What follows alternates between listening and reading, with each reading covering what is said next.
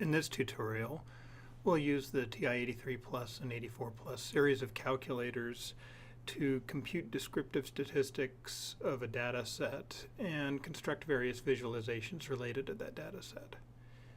We'll illustrate these processes with an example. In an experiment on sleep disorders, a scientist administers a new formula of sleeping medication to 35 test subjects and records how many of them sleep continuously for at least 8 hours.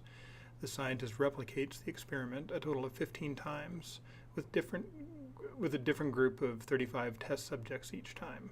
The counts recorded by the scientist are given in the following data set: 11, 9, 10, 12, 9, 15, 10, 7, 13, 16, 10, 4, 7, 9, and 11. In order to begin computing our descriptive statistics of this data set on the calculator, we'll need to first enter it into a list on the calculator. We access lists by going to the Stat menu and selecting Edit. On this particular calculator, we see that there's already a list, and we're going to delete it. So we're going to go select Clear List from the List menu, and then L1 by hitting second 1, because L1 was the name of the list. Now when we go back to editing that list, it's empty, and we can begin entering the values that were found in our data set. We just do this one number at a time, followed by the Enter key, until we've reached the last number in our 15 numbers in this data set.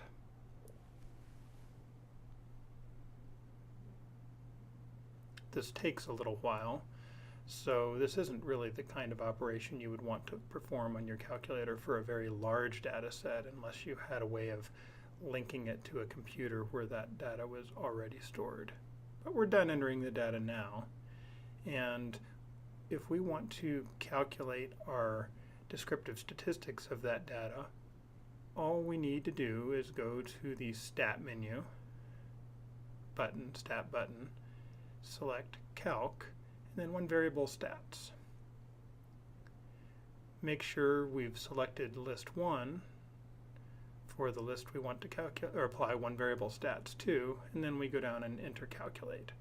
And we can see this gives us a whole variety of statistics: the mean, the sum of the values in our list, the sum of the squares of the value in our list, two different standard deviations. Sx is the unbiased or corrected standard deviation, while sigma x is the population standard deviation. Total number of elements, the minimum, the 3 quartiles, and the maximum are all provided to us, and we can scroll up and down through this list to see those values that have been computed for us. And that's really all there is to computing descriptive statistics.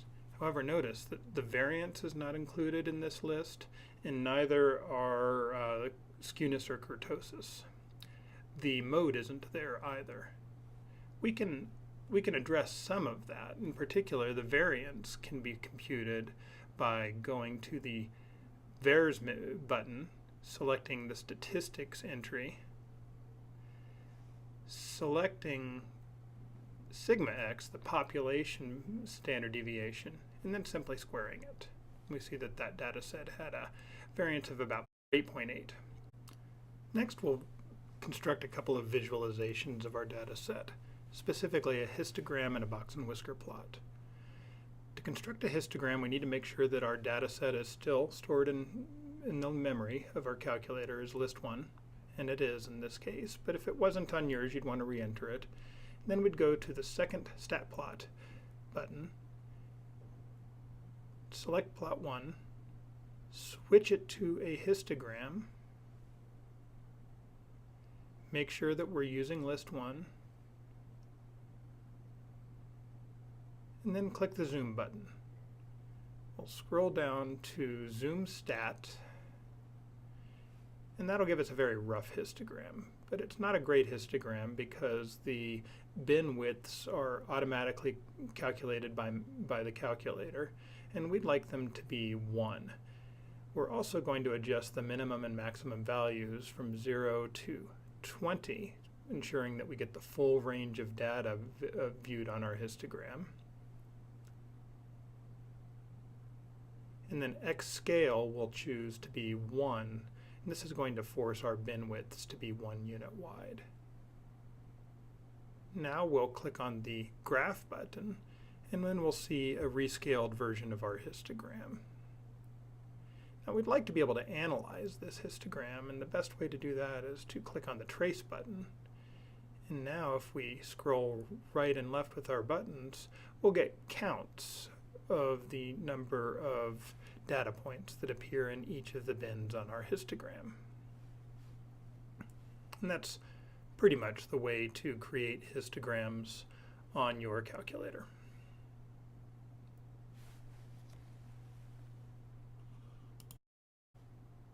Now, if you wanted to create a box and whisker plot, you wouldn't have to do much that's different. You'd want to go back to the stat plot button by clicking second stat plot.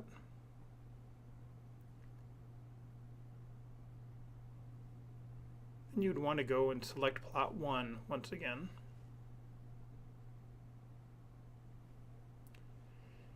Then we're going to go modify plot 1 by choosing the type to be a box and whisker plot next to the last entry. We'll go to zoom and select stat plot again, or zoom stat rather, and you get your box and whisker plot. You can perform a trace on the box and whisker plot, and the cursor will, with your right and left buttons, jump back and forth between the minimum, the median, and then the quartiles and the maximum. And that's all there is to creating a box and whisker plot on your TI calculator. You can close your plot by clicking on second quit.